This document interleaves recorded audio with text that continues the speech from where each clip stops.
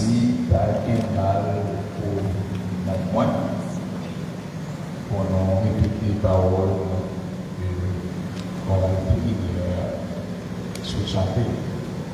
Enchaînons avec le groupe des dames.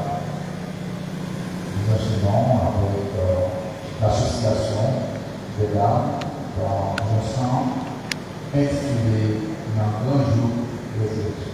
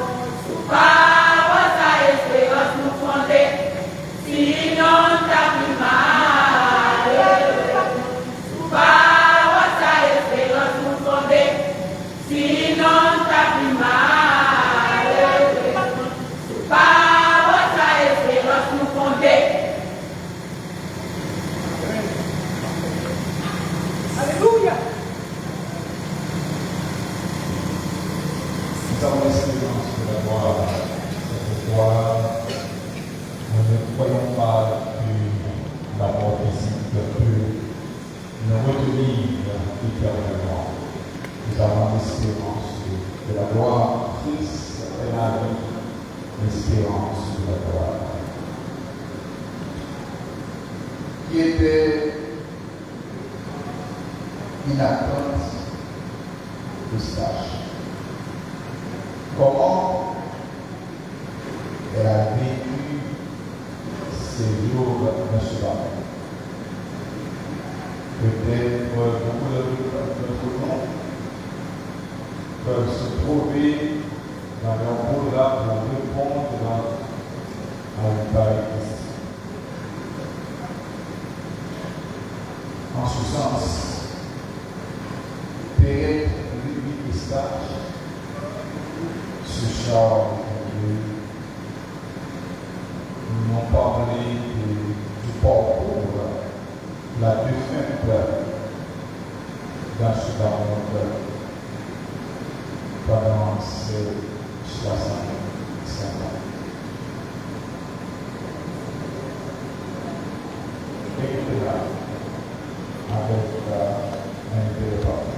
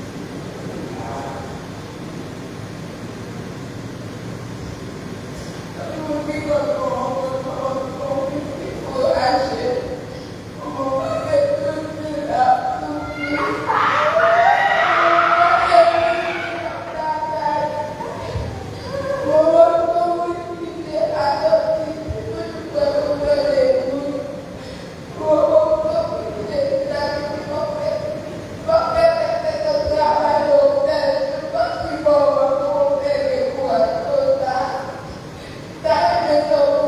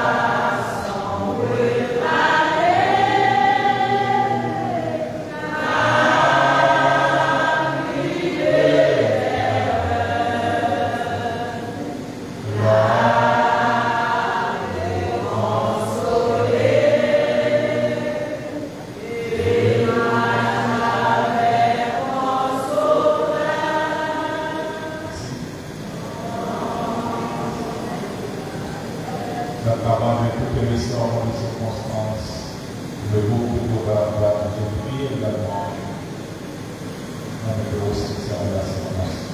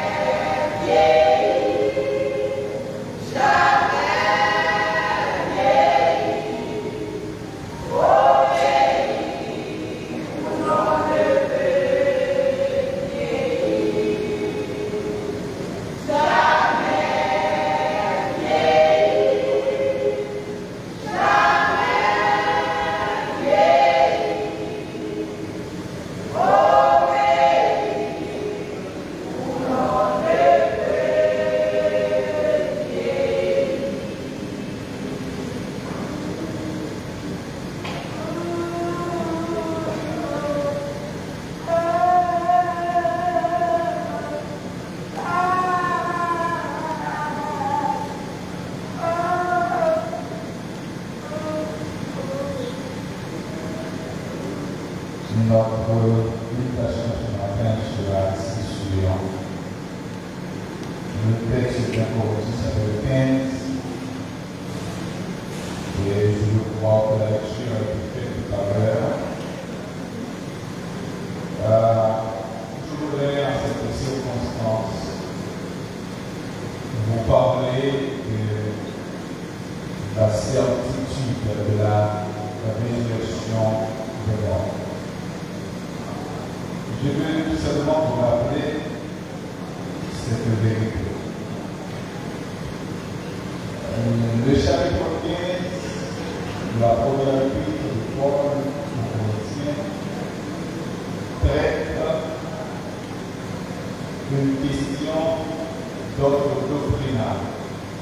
Cela montre qu'il n'y avait pas à l'église de Corinthe seulement des problèmes d'ordre moral. Il y avait aussi des problèmes d'ordre théologique ou bien d'ordre doctrinal. À l'époque où Paul écrivit ce chapitre ou bien cette lettre, il y avait plusieurs confessions de foi, il y avait plusieurs sectes religieuses. Il y en a qui croient dans la résurrection des morts, il y en a qui n'y croient pas. À titre d'exemple, nous pouvons citer les Sadducéens qui, à l'époque, n'ont pas cru à la résurrection des morts. Paul devait profiter de cette lettre pour consacrer tout un chapitre à cette question christique fondamentale pour la croissance de l'Église. Voilà avancer des arguments les uns le convaincant des autres pour prouver que la résurrection du monde est certaine et véritable. L'un des arguments qu'il a avancé, c'est la résurrection de Christ comme étant le prémisse. Si Christ est ressuscité des morts, et nous en sommes sûrs, nous devons avoir la pleine conviction que ceux qui vivent de ce monde seront un jour ressuscités. Et le deuxième argument qu'il a avancé, c'est l'argument qui a rapport avec la semence. Quand on perd en terre une semence, cette semence doit mourir pour porter la vie.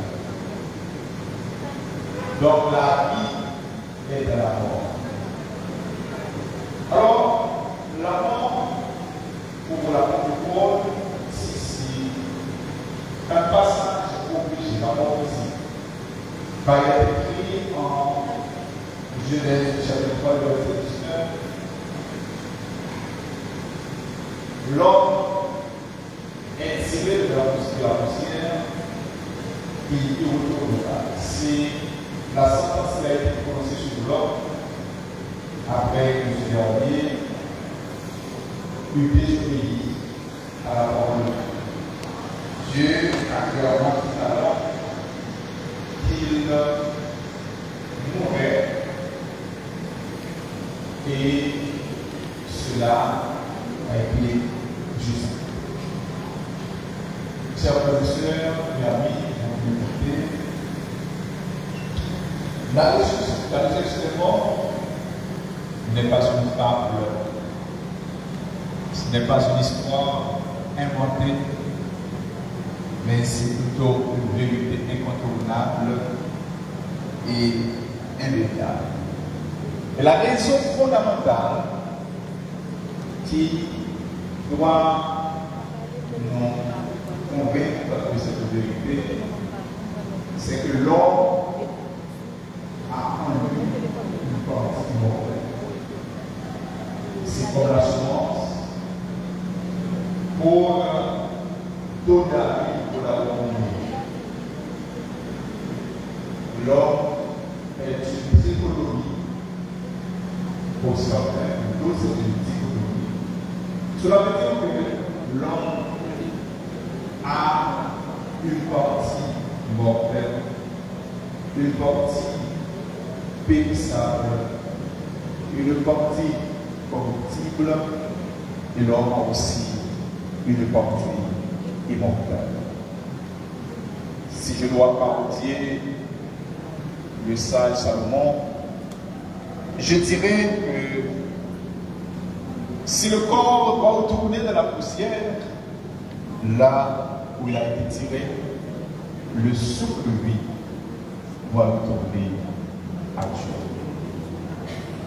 Je dois vous dire ce matin que l'homme, c'est une créature spéciale, merveilleuse. C'est pour les autres éléments de la création, Dieu a parlé et tout était venu à l'existence. Quant à l'homme, il a été lui-même façonné. Dieu a pris de la boue, il a construit quelque chose qui était inerte, qui était immobile.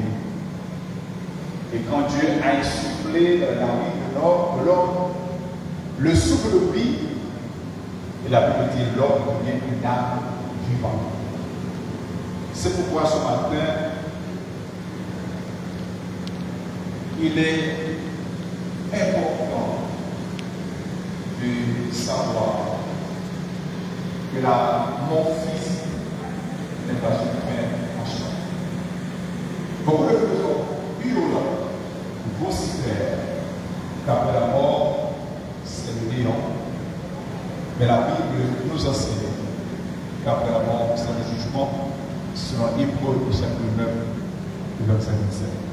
Jugement devant le grand blanc pour les incrédules et jugement devant le bêta de Christ, le tribunal de Christ pour les pécheurs.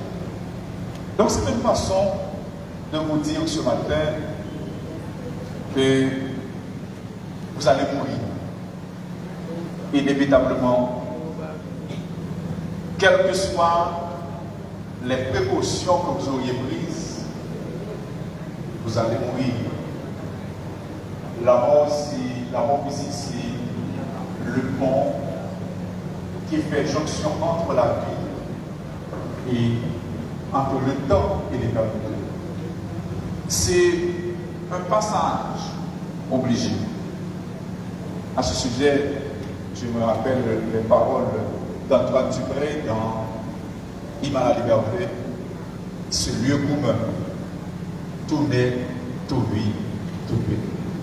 Donc, si vous êtes né un jour, rassurez-vous que vous allez mourir un jour. C'est pourquoi, ce matin, je voudrais profiter de cette conversation pour vous rappeler que, avec la prophétie, tout n'est pas fini. Si les hommes ont l'habitude de demander compte à ceux-là à qui ils ont donné une certaine responsabilité, pourquoi Dieu n'aurait pas permis pour vous demander compte alors pour la gestion de la paix de sa vie? L'apôtre Paul va être plus loin pour dire: si c'est dans ce monde seulement que nous espérons Christ, nous serons les plus malheureux des Christ. Vous allez ressusciter. Vous allez être ressuscité après la mort de Christ. Que vous soyez chrétien, que vous soyez pas. Mais cependant, vous ne serez pas ressuscité pour aller de la même destination. La Bible parle de deux résurrections. La première résurrection qui concerne les rachetés, les sauvés par grâce, qui concerne les pécheurs importants. Il y a une deuxième résurrection qui concerne les incrédules, ceux-là qui ont foulé au pied le sacrifice de la première résurrection conduit les gens à la gloire. Et la deuxième résurrection conduit les gens à la honte éternelle à l'Église. C'est pourquoi ce matin, il vous est opportun de réfléchir sur la façon dont vous gérez votre vie présente. Car la vie sur terre n'est que maintenant.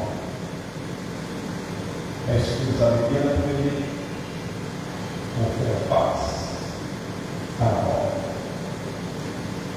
La pluie attend de pistache nous laisse un moment inattendu. Personne ne pensait qu'elle serait partie si brusque. Mais il était quand Jérémie, ce n'est pas la langue de dimanche, à Jésus. La vie de l'homme n'est pas à son pouvoir. C'est Dieu qui décide de lui.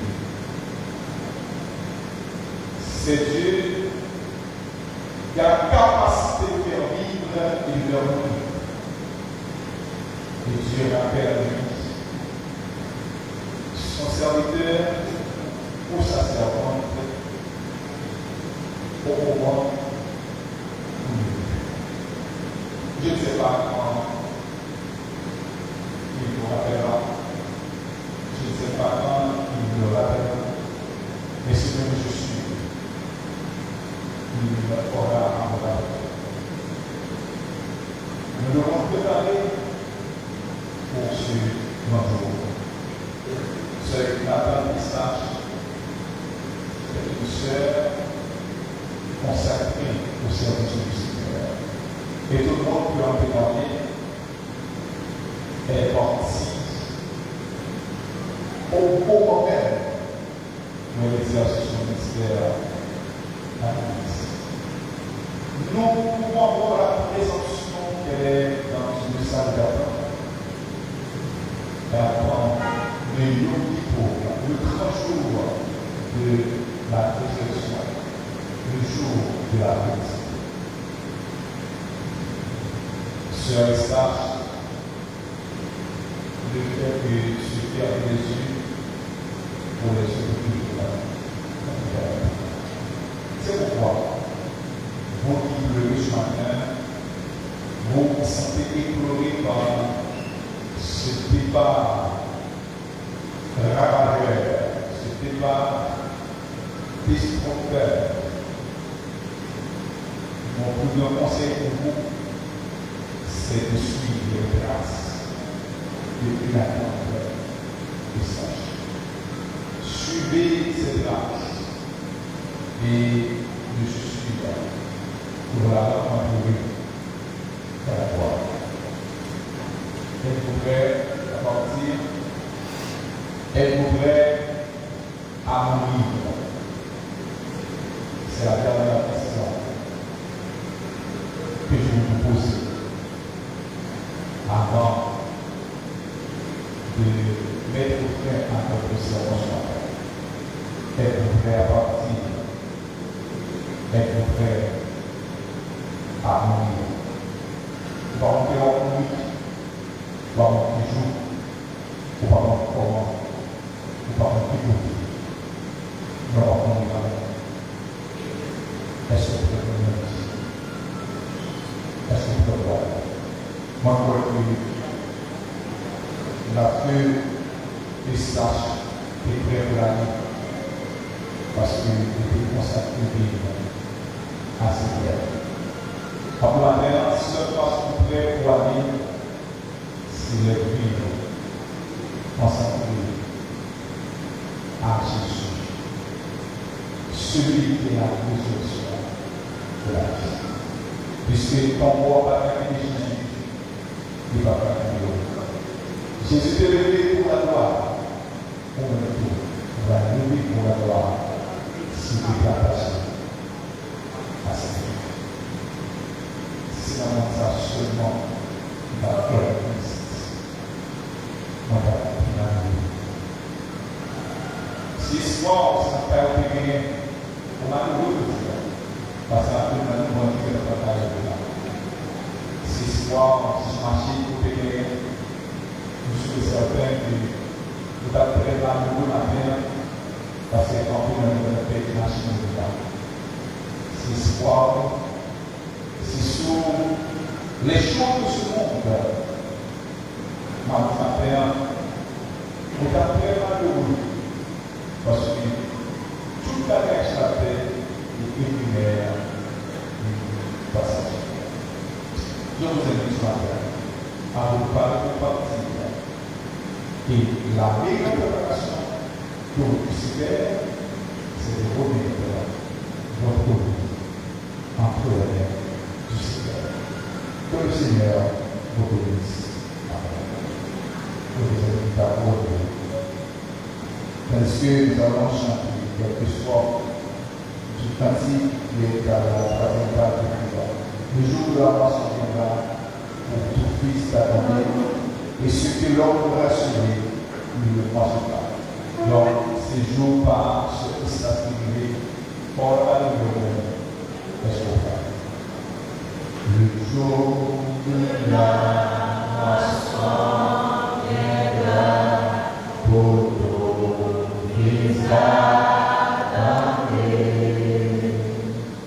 et ce que l'on aura sur les de moisson de la semence, d'ici là.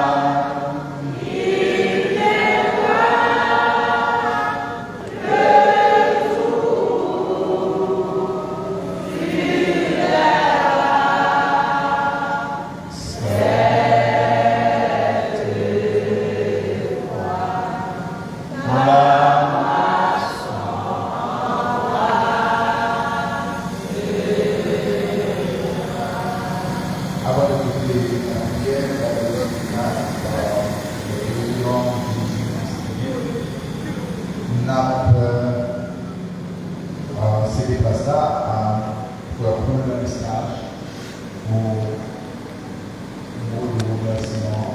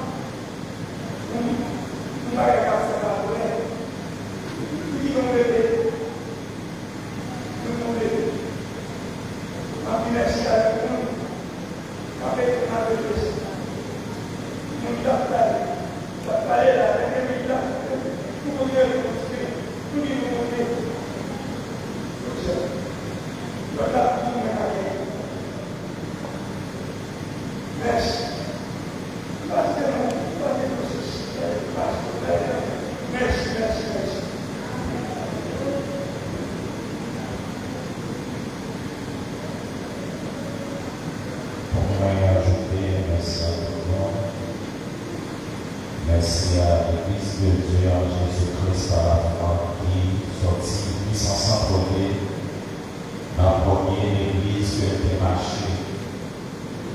Et ça fait importance, c'est que même le monde qui a été présent dans le moment, pas même connaître, mais le fait que nous étions sciemment l'église, et bien, qui va créer.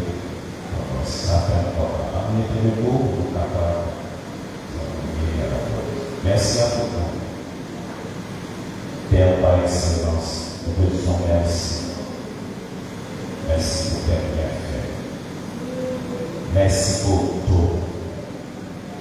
Dans ce moment de circonstance si pénible, moment de tristesse, mais tu as dit, en toutes choses, il faut rendre gloire à Dieu le Père de Christ. Merci Seigneur. Après nos péchés, Seigneur, mais la mort nous est réservée. Il faut que nous passions par là. Pour ceux qui croient en toi, il ira avec toi dans les cieux. Pour ceux qui ne croient pas, il ira par l'enfer. Père, bénis la famille de Eustache.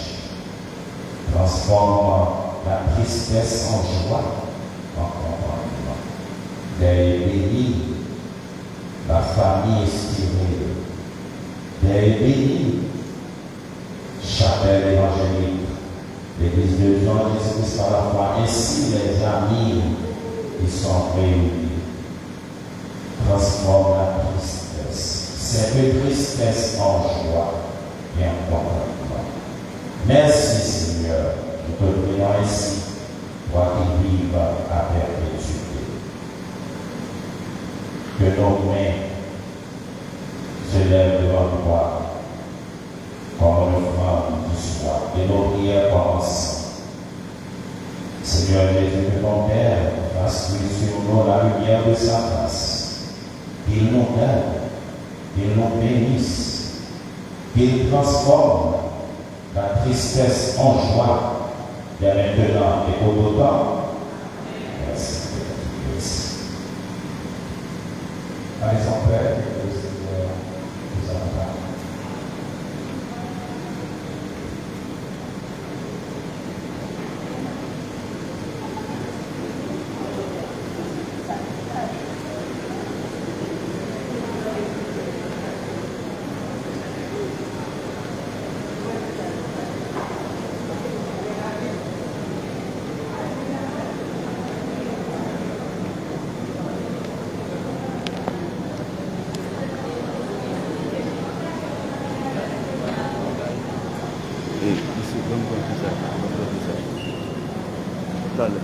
Faut-il me faire atteindre? Faut-il me faire atteindre comme tout le monde visage?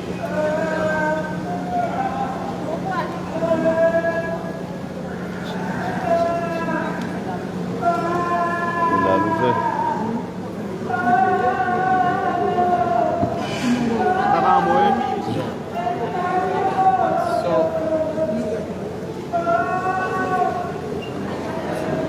Enfin, mon visage.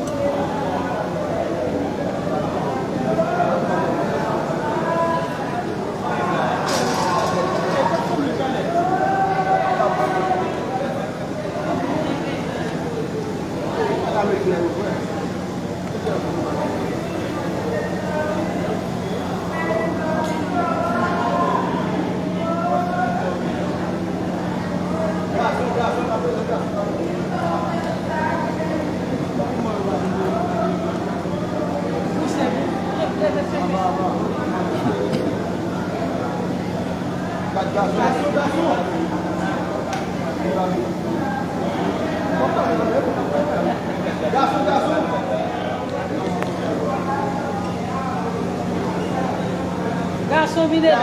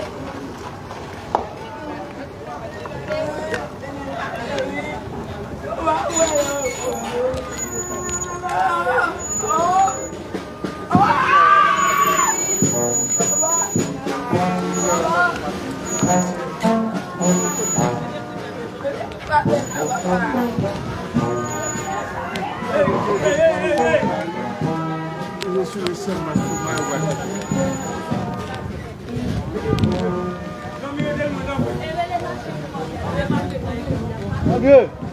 Adieu. Oui. Hey. Oui.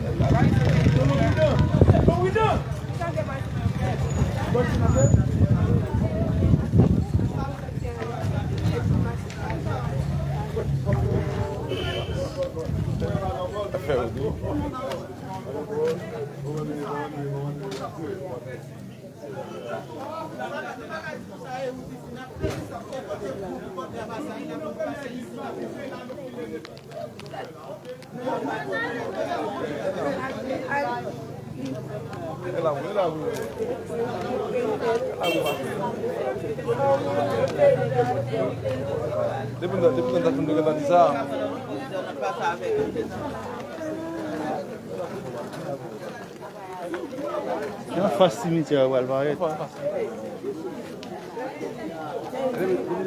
Depuis d'avant, vous devez dire ça. Vous devez dire ça. Oui. On est en vie.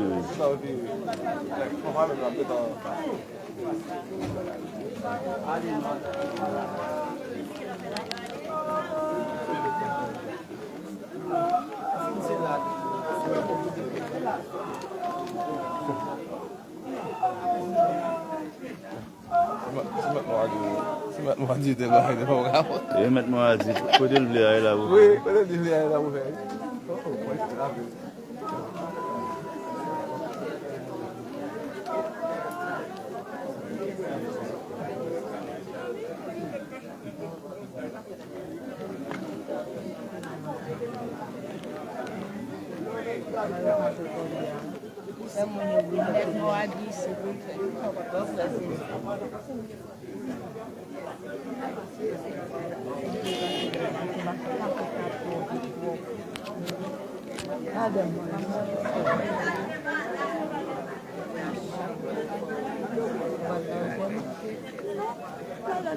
Moi, maladie, c'est toujours pour aller à l'église le matin après-midi.